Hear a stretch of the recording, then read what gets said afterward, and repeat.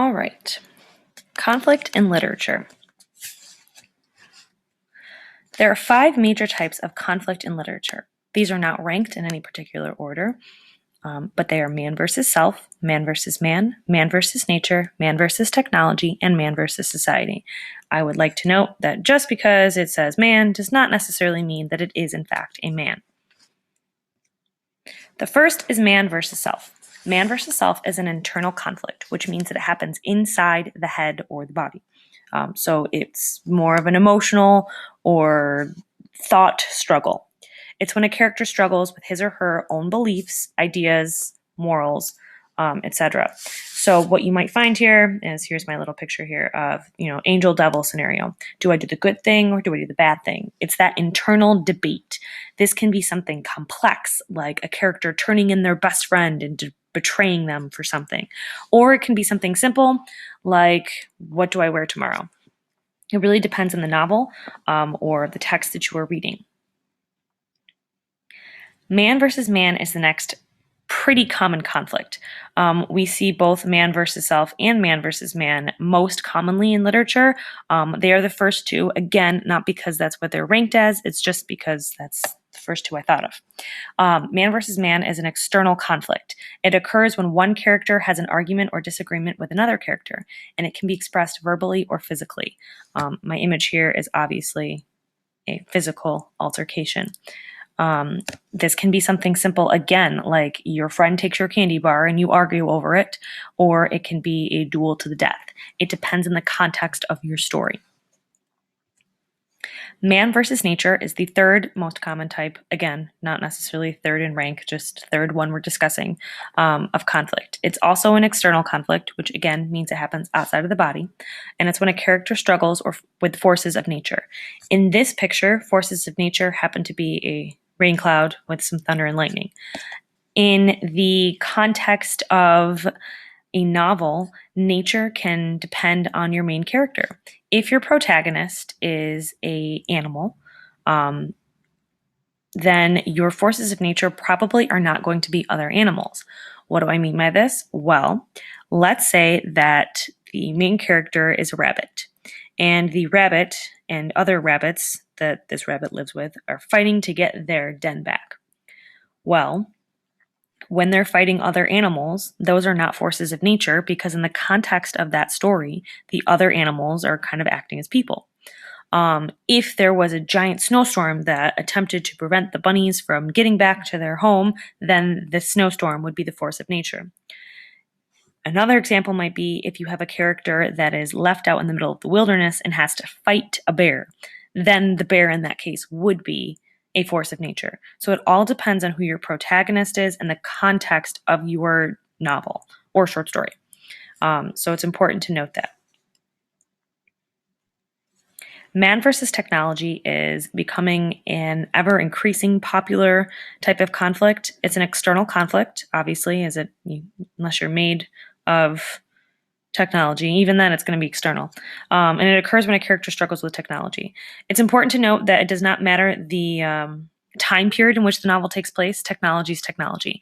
For example, a book that is historical fiction and takes place in the 1800s with a character that's fighting a cotton gin or a steamboat, that's still going to be technology for that time period. So it's still technology. Whereas a novel like Feed, where it's futuristic, or Ender's Game, where again, futuristic, the characters are fighting technology that are relevant to the time period or setting in which the novel takes place. So technology can be any type of technology. It does not have to be reflected in the technology, like what we think of technology as computers or phones or something like that. Technology being a major source of conflict is becoming more popular because dystopian and supernatural type novels are becoming more popular. And so because of that, that's why we're seeing it more and more these days.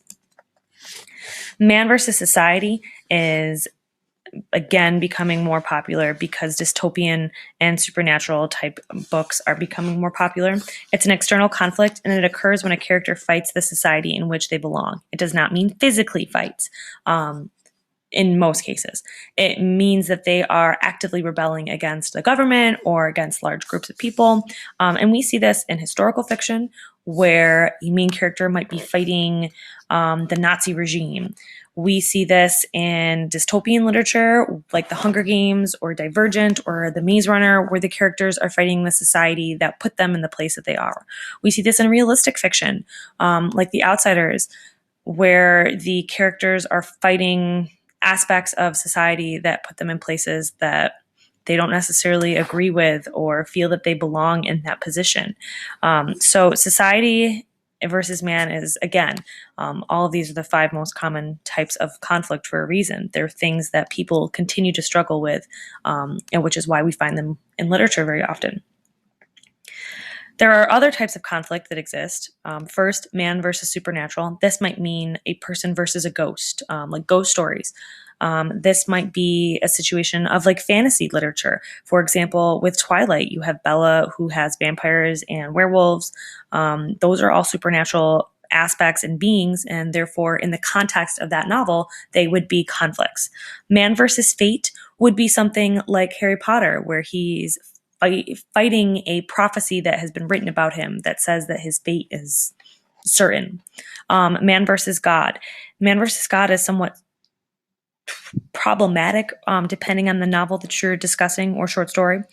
For example, in any Rick Riordan book, we're talking about gods, so mythology in that context. So God can mean many things. It can mean a particular religion's God, like Christianity or Judaism or Islam, or in the case of mythology, it can be many gods. So Percy Jackson versus Ares, Percy Jackson versus Zeus, Percy Jackson versus, you get the point. Or any of Rick Riordan's books. So we have the gods of Asgard, we have the Egyptian gods, so any of those contexts. And again, the context of the novel is important. For example, within Percy Jackson, you're not going to see man versus, or Percy versus Ares is going to be a supernatural conflict. It's not, because in the context of that novel, that's not a supernatural force. It's a regular everyday thing. So to review, we have man versus self. So man versus himself, or a person or animal or whomever your protagonist is. Man versus technology, man versus nature, man versus society, and man versus man. And if you have any further questions on what conflict in literature looks like, feel free to ask.